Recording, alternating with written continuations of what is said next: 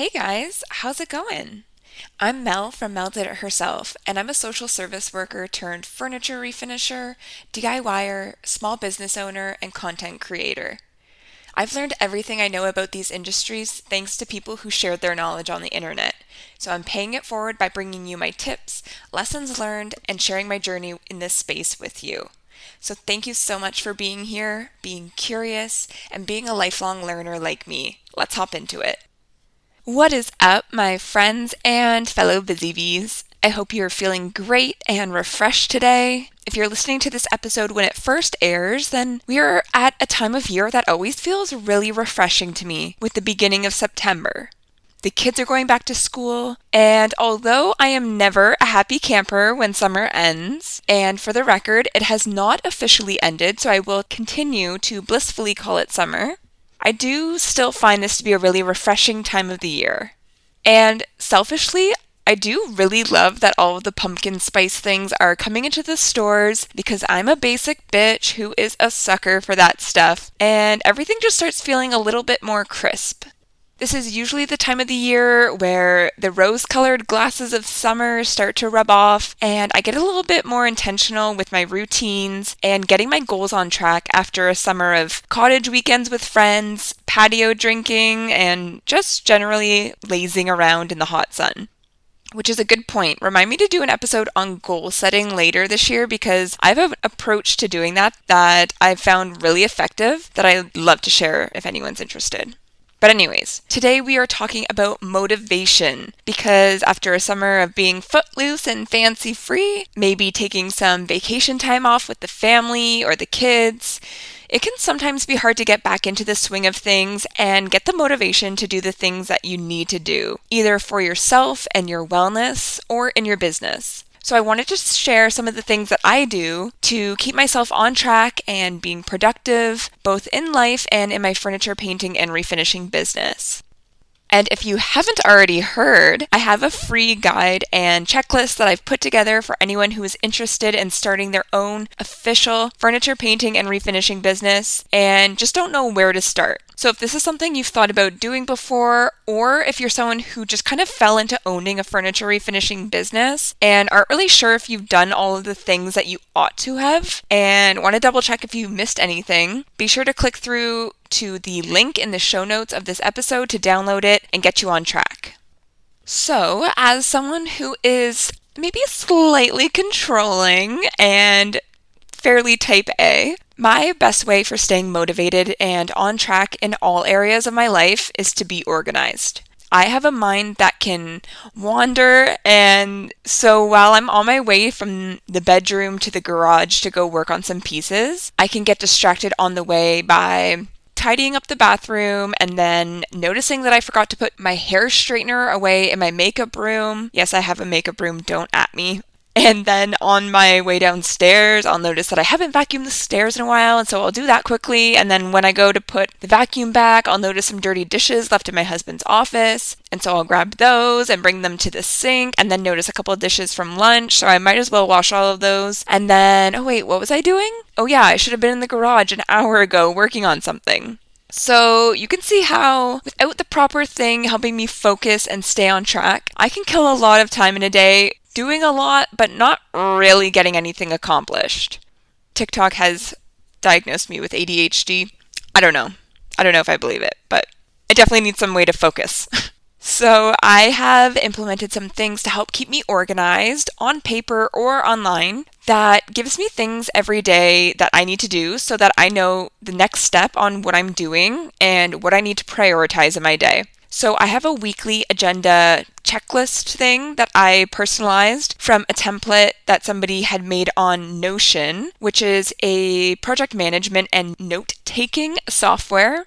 They have a web version and an app, and it's a very pleasing software for me because it has a lot of functionality to set your stuff up the way that works for you, and you can really personalize it without needing to be able to do like any designing or making it aesthetic. So for anyone who loves an old school notebook or like an agenda, I would definitely recommend giving Notion a try and see how you like it, or just watch a YouTube video or two of somebody using it, because this has become somewhere I've integrated a lot of things into my life, including this agenda checklist document where on Sundays I'll lay out the week ahead, and for each day of the week, Monday to Friday at least, I'll indicate the top 3 work-related things that I need to accomplish that day.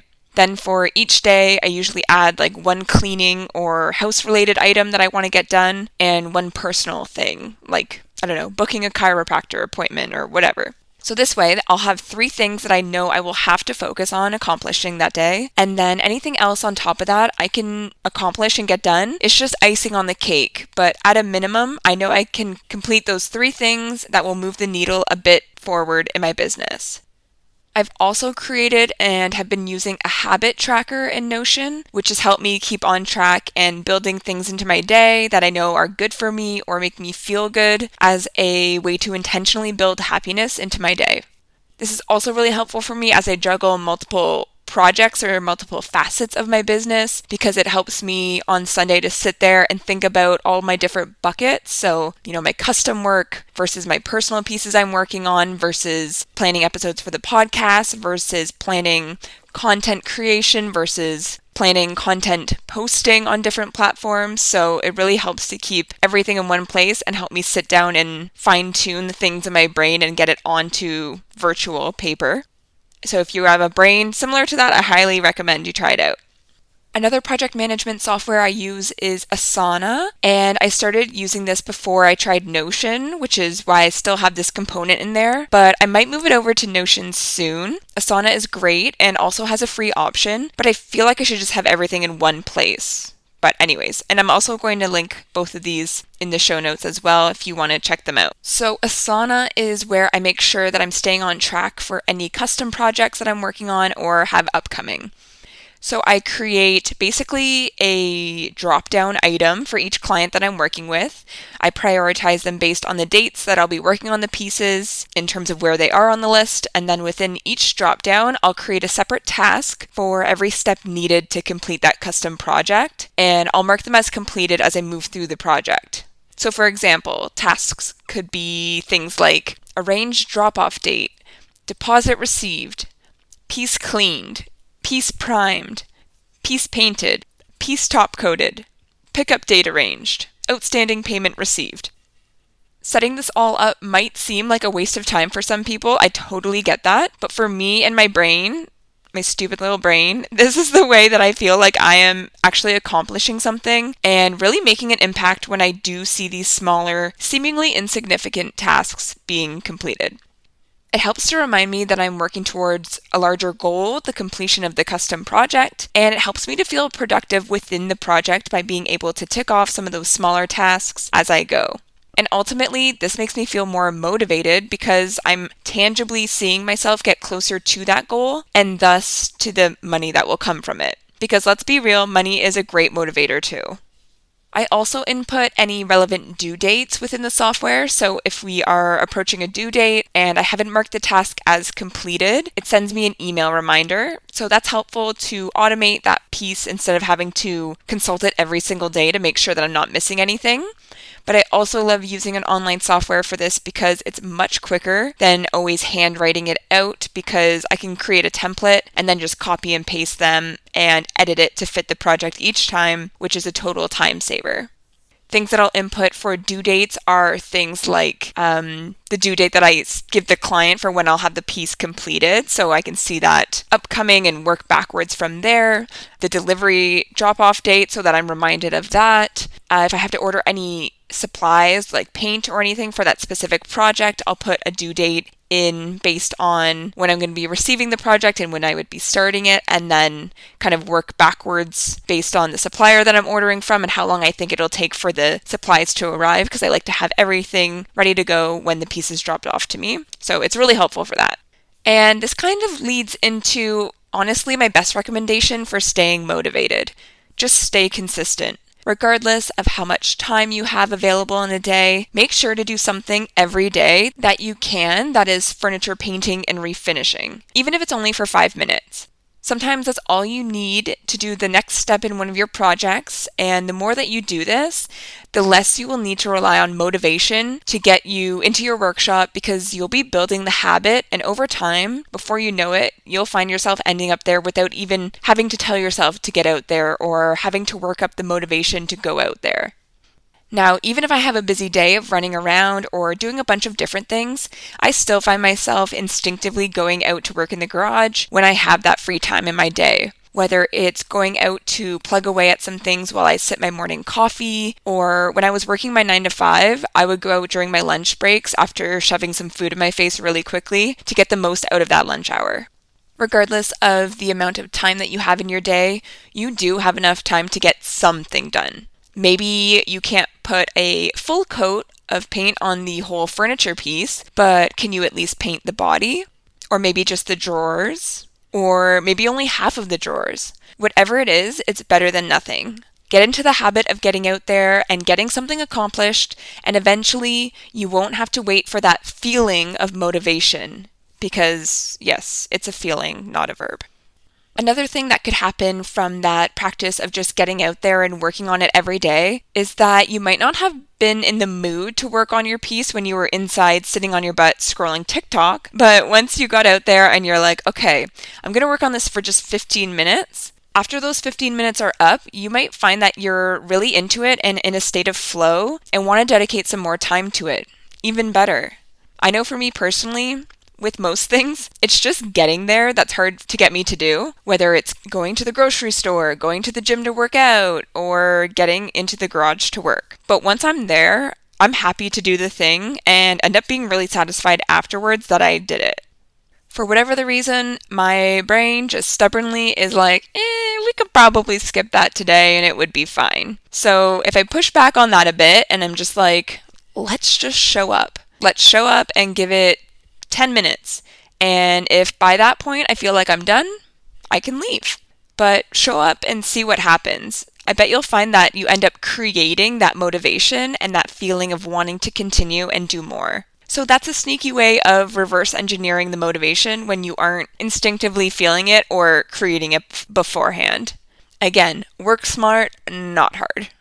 And because I do have that stubborn brain that I mentioned, I have another approach to staying productive and motivated to work on my furniture makeovers that is a way to let myself feel like I'm the one in control and making decisions, even if it is within the confines of the reality that I will, in fact, be working on my pieces today, even if I'm not really feeling it. I work on multiple pieces at once. Typically, I'll have anywhere from 2 to maybe 4 or 5 pieces at different stages of being worked on at a time. Currently, I have a hutch, a chest of drawers, a corner shelf unit, a console table, and a little entryway unit, all in the works in one way or another.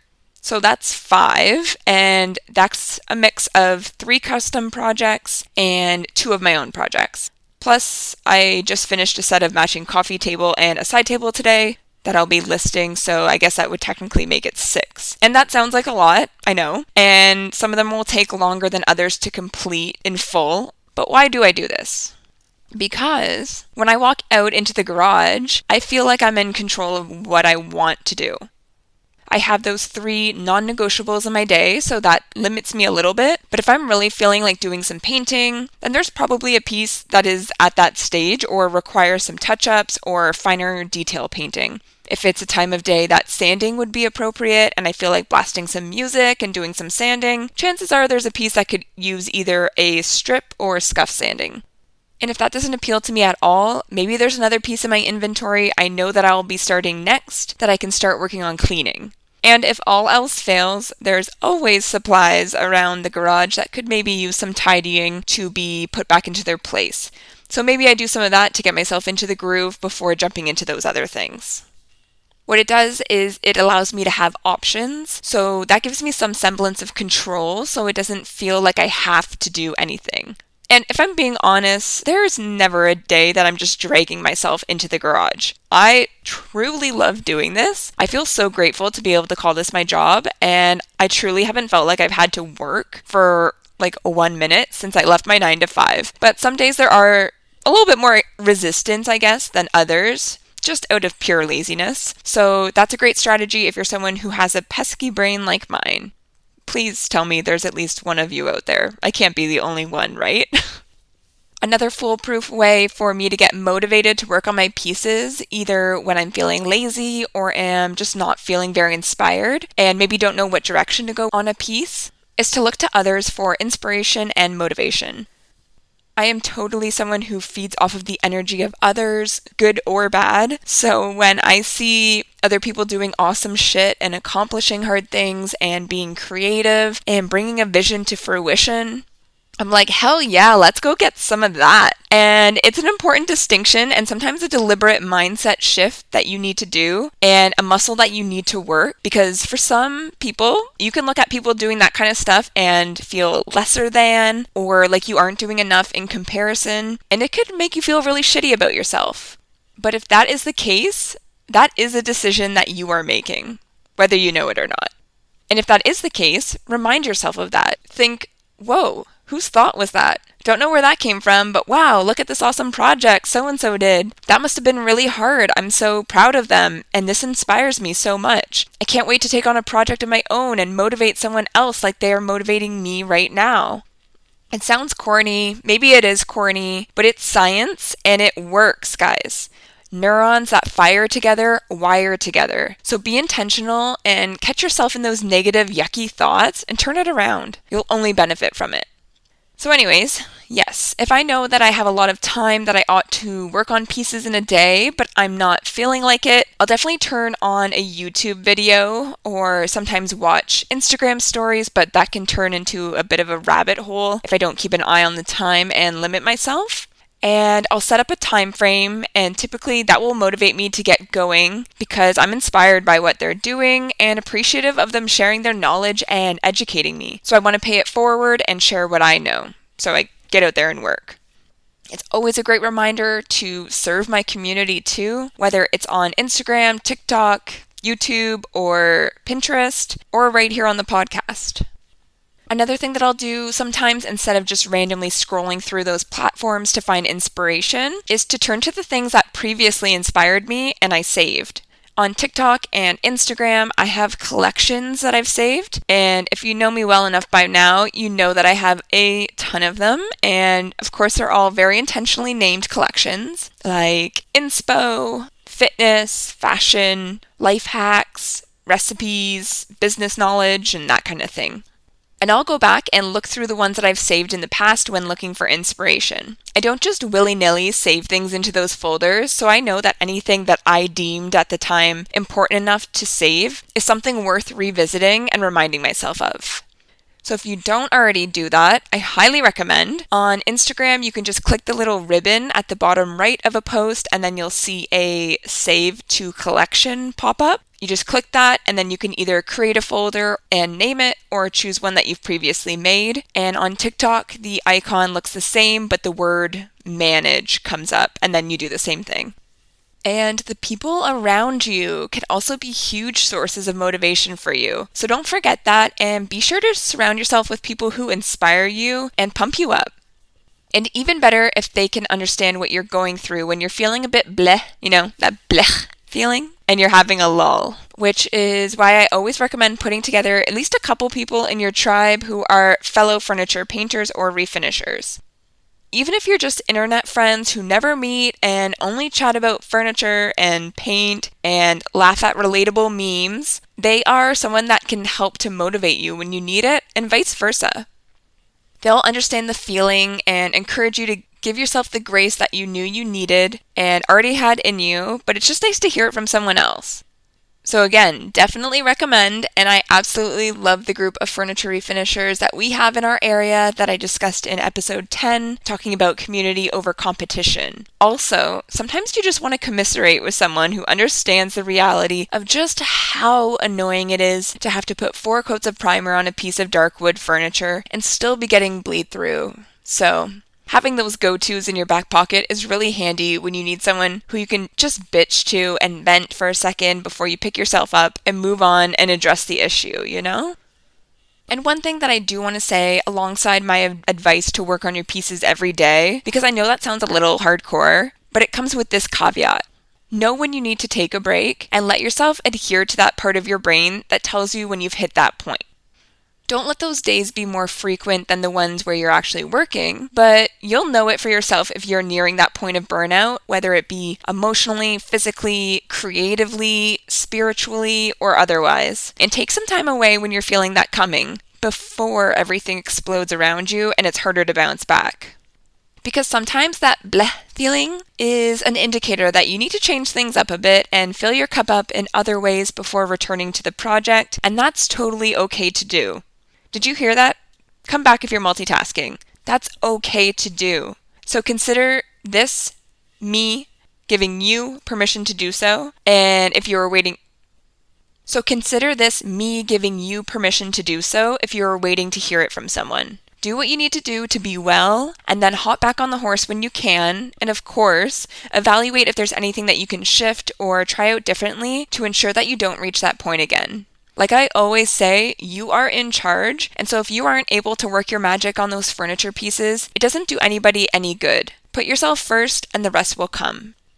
And lastly, you are well aware by now, if you've been listening to the podcast for any amount of time, one thing that really gets me motivated. Going back and reading the little motivational messages that I keep in the notes app on my phone. They literally always get me fired up, and so I end every podcast episode with one of those that I've noted down over the years in hopes that you leave our time here each week feeling inspired, motivated, and ready to take on whatever comes your way this week. So before I get to Mel's motivational message, do this. If you hear messages, whether it's here on the podcast, when you're scrolling through Instagram and you see a meme, when you're listening to podcasts or reading books or talking to people, or you see a billboard and there's some sort of message, some sort of sentence, something that speaks to you and either motivates you or really hits home and kind of resonates in a way that you haven't thought about things before, and it motivates or inspires or just makes you happy, write that down somewhere and put it somewhere that you can see it often, whether it's on your mirror in the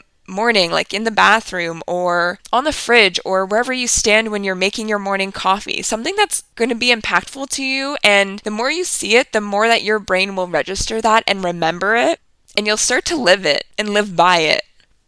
So keep that in mind. And so this week's Mel's motivational message is, the secret to getting ahead is getting started. Because so often we can get stuck in that paralysis by analysis, by overthinking things and letting that become something that is on a pedestal and feels almost insurmountable. When you're thinking about something too much or planning it out too much, you might have all of the supplies ready, you might have done all of your research and you have a game plan, but something is just keeping you from getting started, or you're finding maybe all of those little things on your way out to the garage that, oh, I should do this, I should clean the whole house top to bottom, scrubbing the floor with a toothbrush on my hands and knees before I get to that. Just stop yourself and remember that the secret to getting ahead is getting started. All you need is those 10 minutes to get you out there, kick off the project, start plugging away. Doesn't matter how long it takes you to complete, but just get started. Get started today. And that goes if you're looking to start a furniture refinishing business too. If you've maybe done a couple flips for yourself and you're like, maybe I want to give this a go. Just get started. There's no way that you can screw things up if you just get started. You can learn as you go. Again, if you're going to do that, I highly recommend clicking through to that checklist and guide that I've put together. But just get started. Because I can guarantee you down the line, once you've put that time and effort in, you've learned more, you've fine-tuned some things, you're going to wish that you started sooner. You're going to look back and you're going to say, oh, I remember 2 years before I actually started, when I first started thinking about that thing. I wish I had just started then, because now, 2 years after I actually started, I could be twice as far in my progress as I am right now. So that goes for anything. Just get started. It might be sloppy at first. You might feel like you're a baby deer just trying to figure out how to walk, but in the long run, you're going to so appreciate your previous self who just took that leap, held their breath, and was a little bit extra courageous that day and got started. If you're enjoying the podcast so far, I would love it if you would go to the podcast page on whatever platform you're listening on today and leave me a rating. And if you're on Apple Podcasts, leave a review, because that will really help to get this pushed out to more people to discover and join us on this furniture refinishing ride. All right, that's it for now. I appreciate your time, and I'll catch you guys next week.